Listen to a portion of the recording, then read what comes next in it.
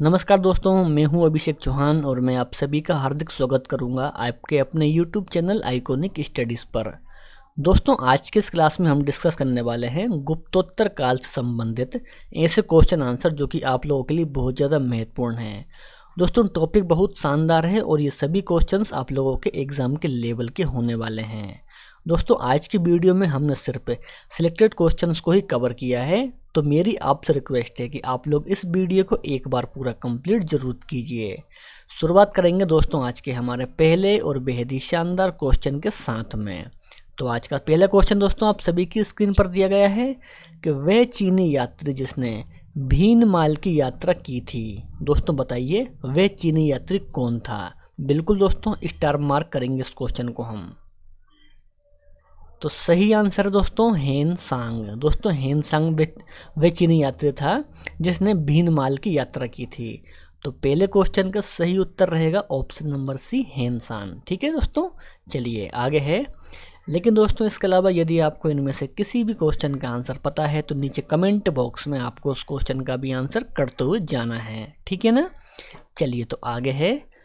मोखरी शासकों की राजधानी कहाँ थी? वेरी इंपॉर्टेंट क्वेश्चन दोस्तों। सही उत्तर है दोस्तों इस क्वेश्चन का कन्नौज। दोस्तों कन्नौज थी मोखरी शासकों की राजधानी। चलिए तीसरे क्वेश्चन के लिए आंसर कीजिए आप लोग। नर्मदा नदी पर सम्राट हर्ष के दक्षिणवर्ती अभियान को किसने रोका था? सही उत्तर दोस्तों रहेगा इस क्वेश्चन का पुलकेशिन द्वितीय ने रोका था नर्मदा नदी पर हर्ष के दक्षिणवर्ती अभियान को।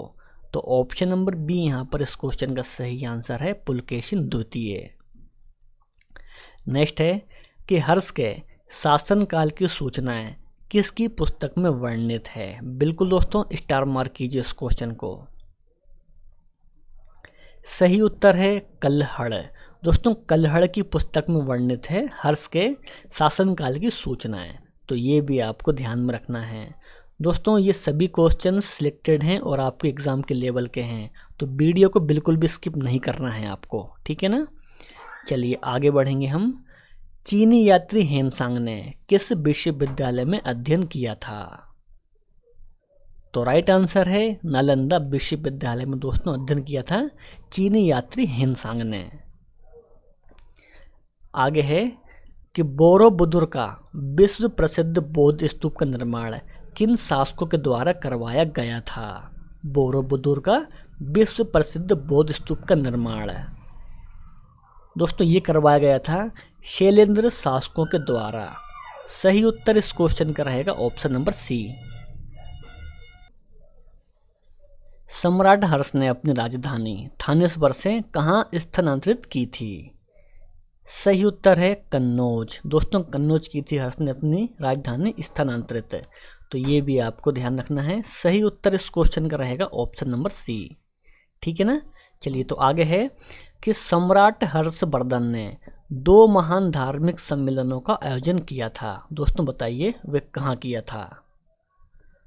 तो राइट आंसर है कन्नौज और प्रयागराज में किया था सम्राट हर्षवर्धन ने 2 महान धार्मिक सम्मेलनों का आयोजन।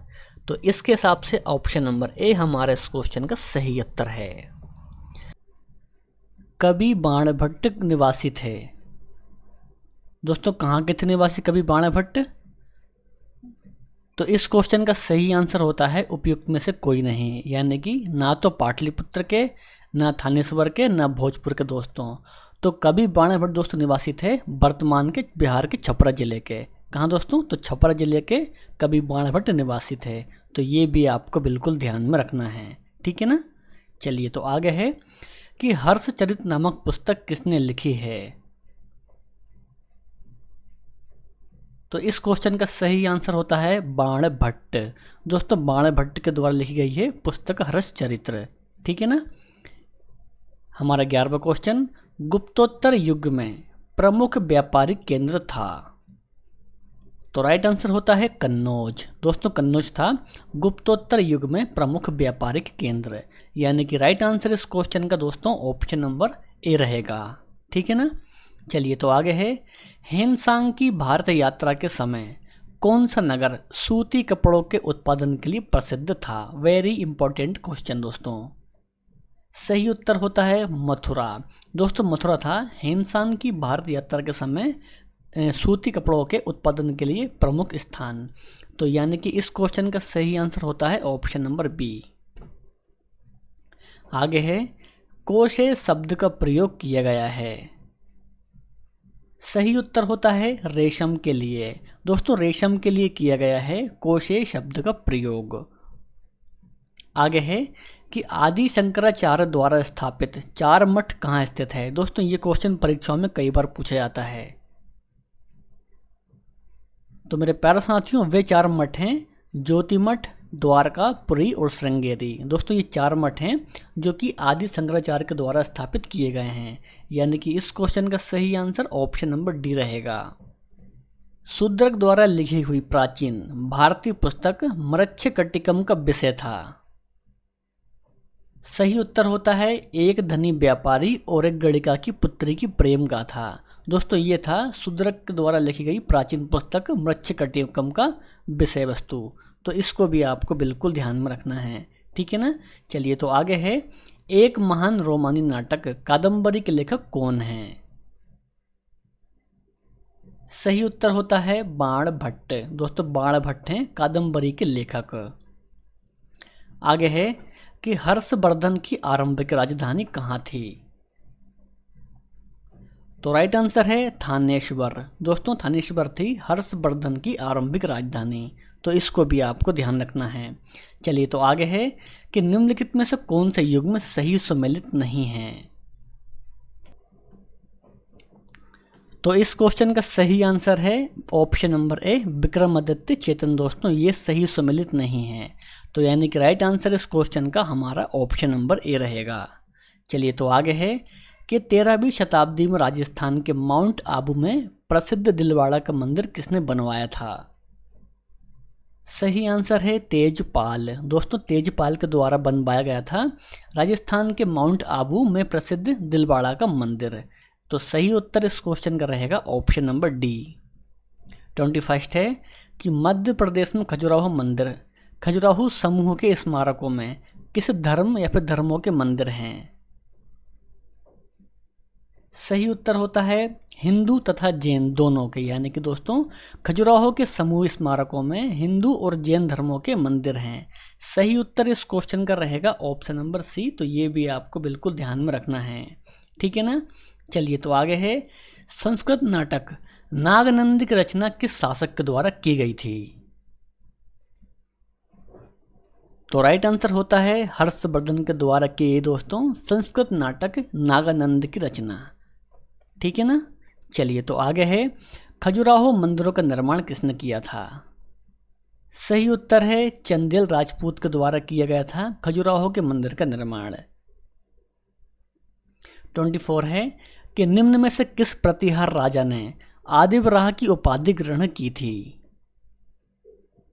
तो मेरे प्यारे साथियों आदिवराह की उपाधि ग्रहण की थी मिहिर भोज ने।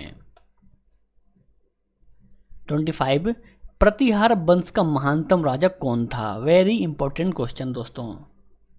सही उत्तर है भोज यानी कि मिहिर भोज था दोस्तों प्रतिहार वंश का महानतम राजा।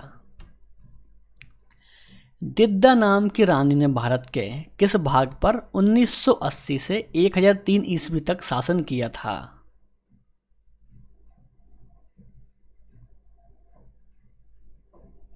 तो इस क्वेश्चन का सही आंसर है कश्मीर। दोस्तों कश्मीर पर शासन किया था दिद्दा नाम की रानी ने भारत के।